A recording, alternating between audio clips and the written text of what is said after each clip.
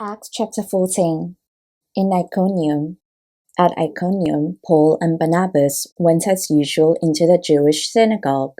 There they spoke so effectively that a great number of Jews and Greeks believed. But the Jews who refused to believe stirred up the other Gentiles and poisoned their minds against the brothers. So Paul and Barnabas spent considerable time there, speaking boldly for the Lord, who confirmed the message of his grace by enabling them to perform signs and wonders.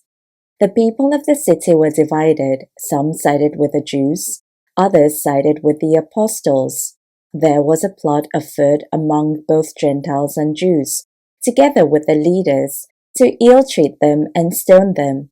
But they found out about it and fled to the Lycaonian cities of Lystra and Derbe, and to the surrounding country, where they continued to preach the gospel. In Lystra and Derbe. In Lystra there sat a man who was lame.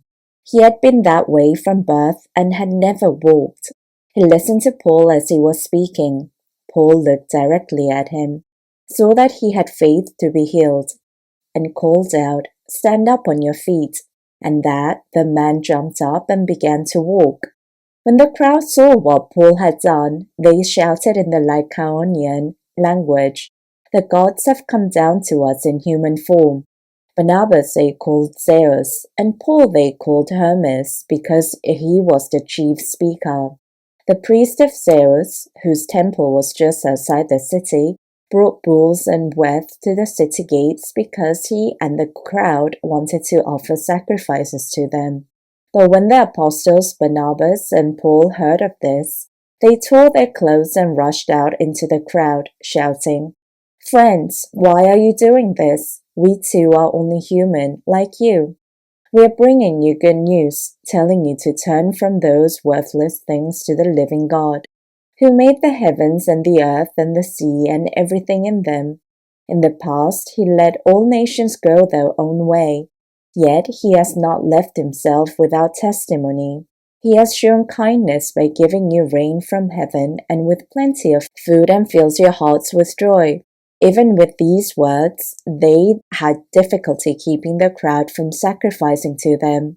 Then some Jews came from Antioch and Iconium and won the crowd over.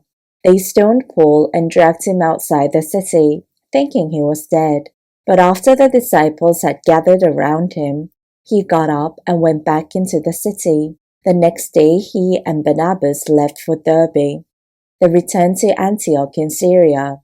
They preached the gospel in that city and won a large number of disciples. Then they returned to Lystra, Iconium, and Antioch, strengthening the disciples and encouraging them to remain true to the faith.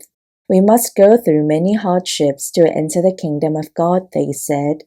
Paul and Barnabas appointed elders for them in each church, and with prayer and fasting committed them to the Lord, in whom they had put their trust.